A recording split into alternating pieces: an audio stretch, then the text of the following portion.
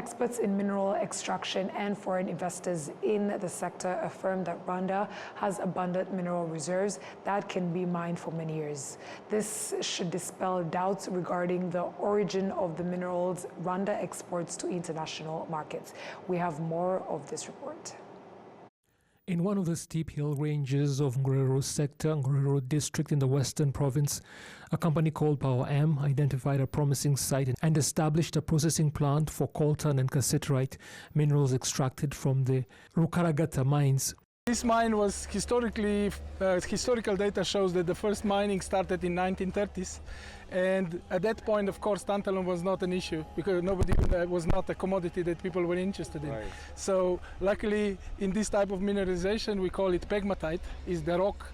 So this rock normally contains 3 T's, which is tin, tantalum, and tungsten.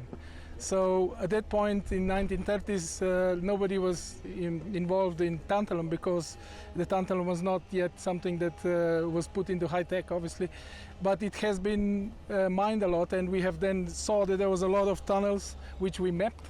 There was old tunnels. You can see even one tunnel there. You can see it. Right. So these are old tunnels that were mined before artisanally. Handmade. Handmade, yes, very small. So what we've done, we've mapped it all, we've checked it all, and then we've done, of course, the geochemical analysis, we've done the geophysical analysis, and we've then run a pilot plant for 9 months.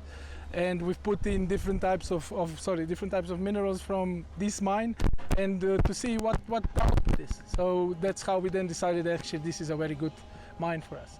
There is indication that mineralization extends well outside of this, but we have not proven it yet. So the way the international industry of mining works is it doesn't just mean that it is enough because you think you have the minerals, you actually have to prove them. So when the way you prove them, you have to drill holes. Then even that just tells you that you have the minerals, but then you have to do economic feasibility to see whether these minerals are actually economical to extract.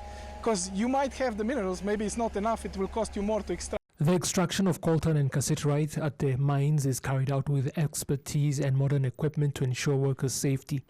Such operations are vastly different from other coltan mining activities and processing methods found elsewhere in Africa.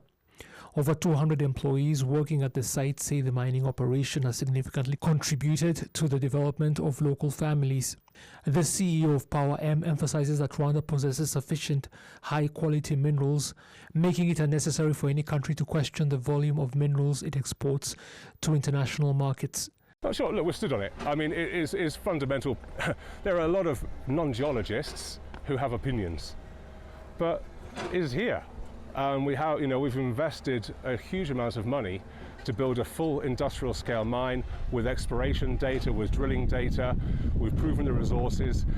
But in reality, you can look through the historical archives. Rwanda was a substantial contributor to the tin mining back in the 1940s. And that technology does not have passports.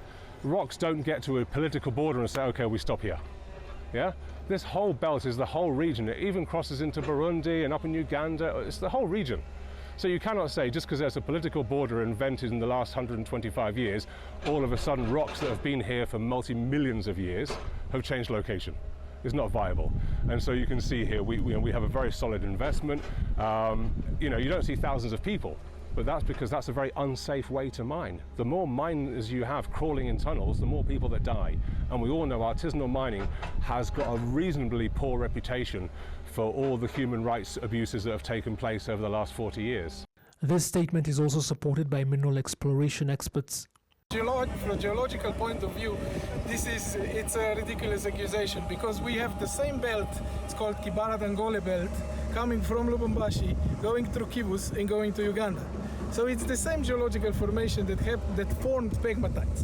And pegmatites are the things that are actually rich with tan-3Ts. So it's exactly the same thing here. The artificial border was made by men. This was not made by men. So geology doesn't have borders. The Rukaragata coltan and cassiterite processing plant is the first in Africa to directly supply finished products without requiring further refinement in other factories. The mines produce 1 ton per day, and due to the vast minerals deposits in the hills of Ngororero, extraction is expected to continue for the next 60 years.